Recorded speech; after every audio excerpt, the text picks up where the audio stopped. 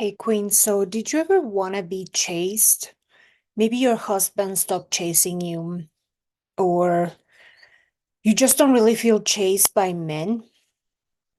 You wish they were more, forward, more aggressive, maybe, pursuing you. So today I want to talk to you about being pursued, whether you have been with someone for 10 years or whether you are single. And by single, I mean you are not married. If you are in a situation, call it boyfriend or what they call it relationship.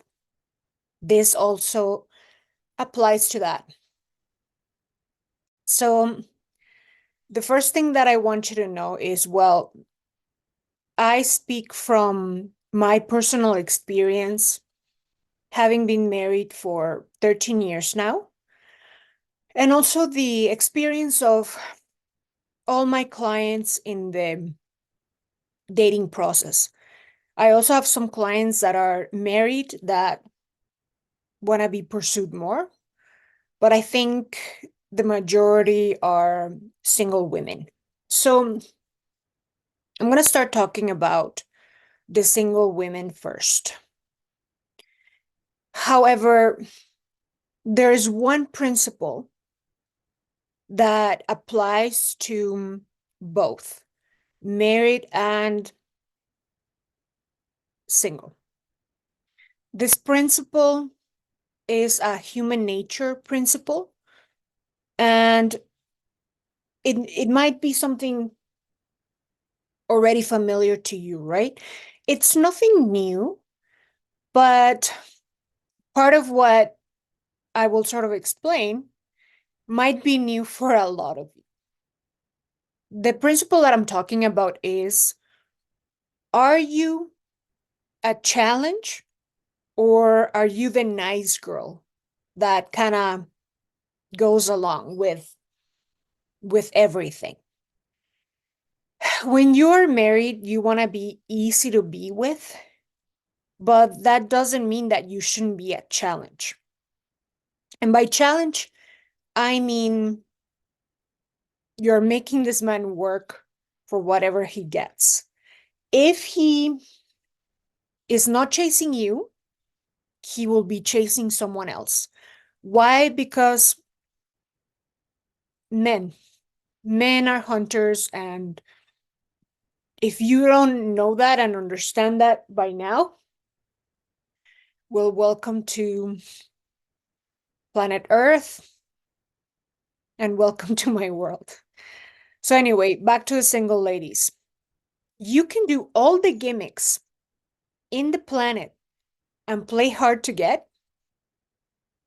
But if you're not paying attention to this one thing, all the gimmicks in the planet, yeah, they'll work in the very short term, like once or twice, for a month. But good luck making that work, in the long term. So, what I'm talking about is you are easy to get. Taking you off the market is the easiest thing in the planet. All that needs to happen is some guy tells you, oh, I just want to date you.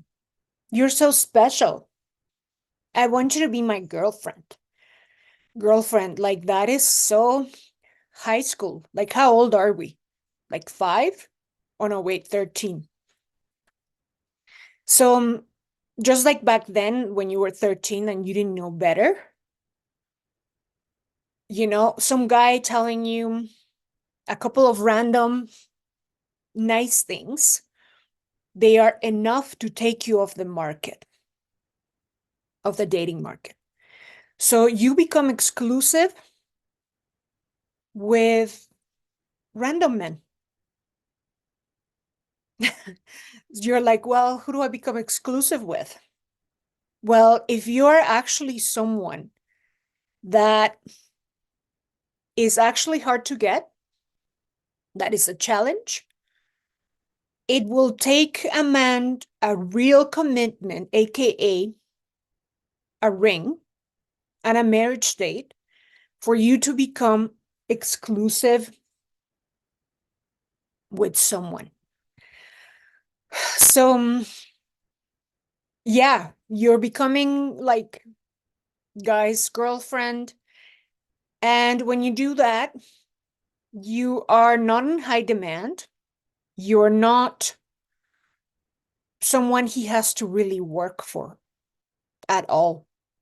Especially like, he's not going to be challenged.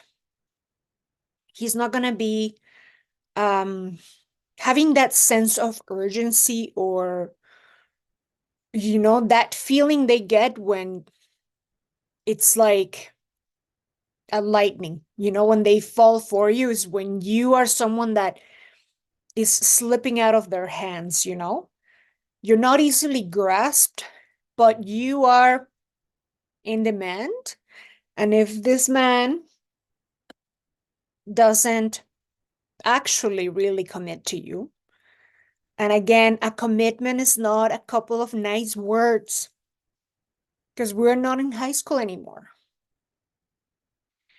So you becoming someone's girlfriend, you're too available. You're always there, and he knows that.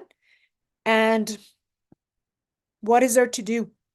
You're always there, right? He invites you somewhere, you're down for it. But aside from that, so you're very easily taken off the market by some random words. Words mean absolutely nothing when it comes to men. And if you don't know that, you are in for some heartbreak and some disappointment. So that's the main single most important part. What's another way you're too available?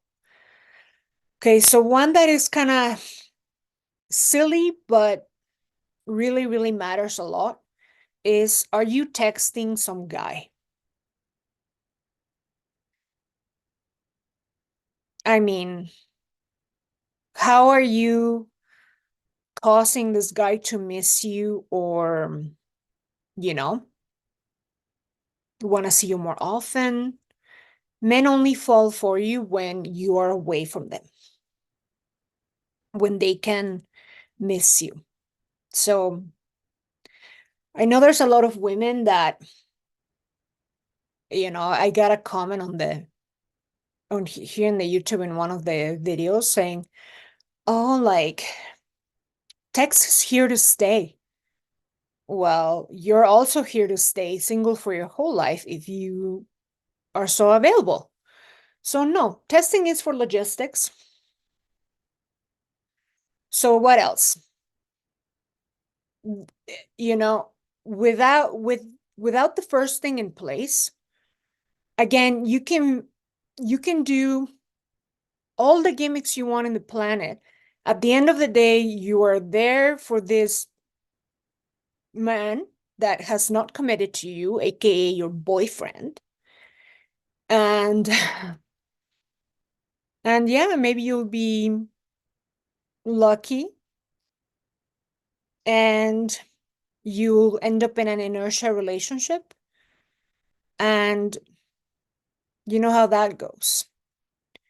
So anyway, that's a couple things. So you taking forever to respond back to text and all that stuff, it's not really going to do much when you are just dating the one man, being exclusive with someone that is not your fiance or your husband. Now, if you are married, if you are married, if you're not making your husband work harder for you, kind of like It's always the same with you. You don't really level up, you don't grow up. You're always kind of stagnant and go along with everything. AKA, you're like a nice girl. He's gonna get bored and he's not gonna chase you. And it's not a good thing when he's not chasing you. So you gotta be someone who changes your opinion. Why? Because you evolve, because you grow up. You gotta be someone who, if he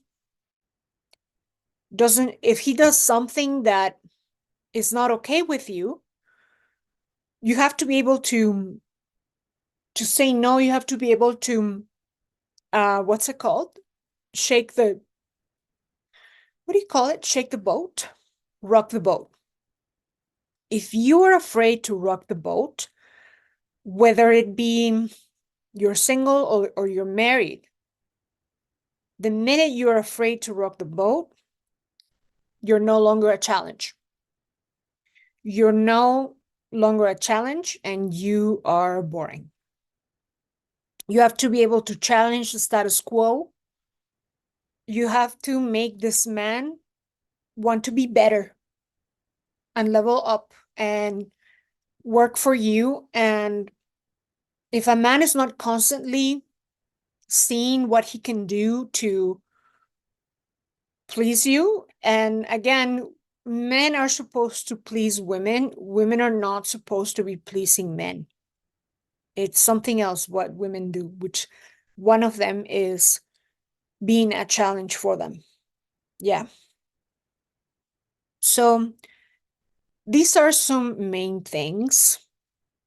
And I wish I could tell you more gimmicks, kind of like to get views or whatever. But the truth is, and well, let me throw one out there.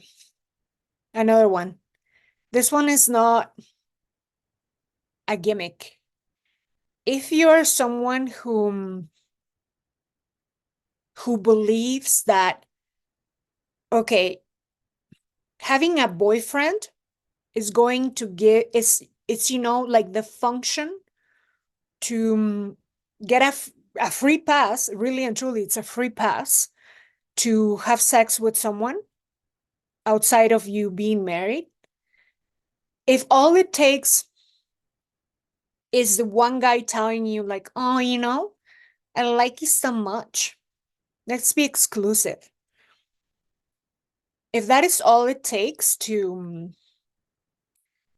get inside your pants, well, you are very easy.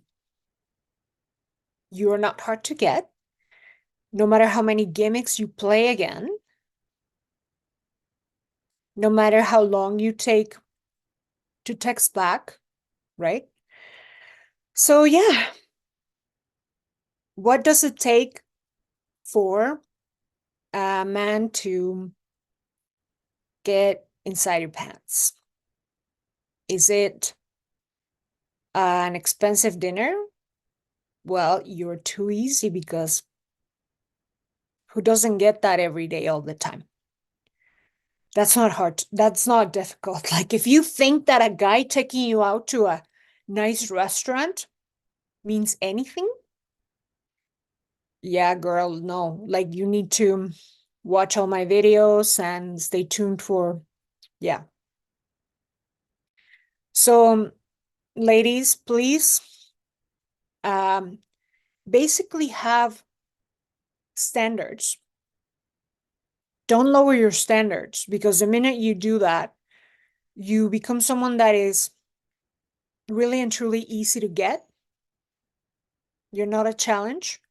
So if you're married and you are the one who is always apologizing first, if you are jumping hoops for your husband, if you don't rock the boat, if you, again, are just kind of a nice girl to your husband, you are in trouble, girl.